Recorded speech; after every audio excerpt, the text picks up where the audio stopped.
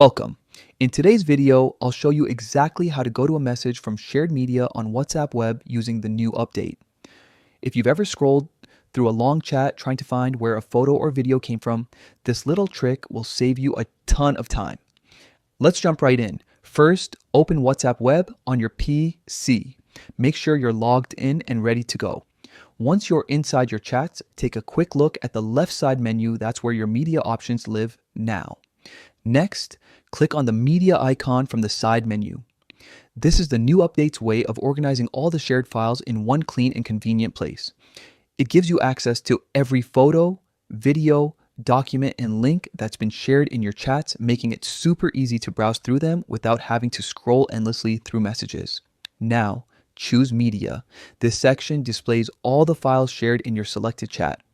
Take a moment to find the image, video, or file you're looking for.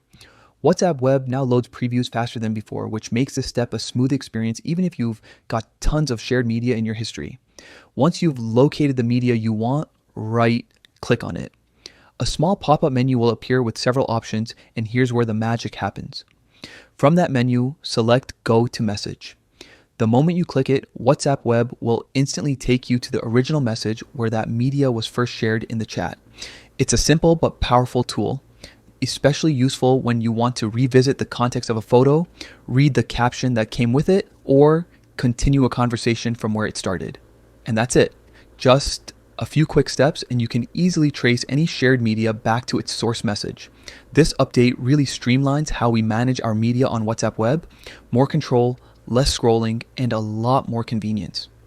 If you found this helpful, don't forget to stay tuned for more quick how-to guides that keep you up to date with the latest WhatsApp features.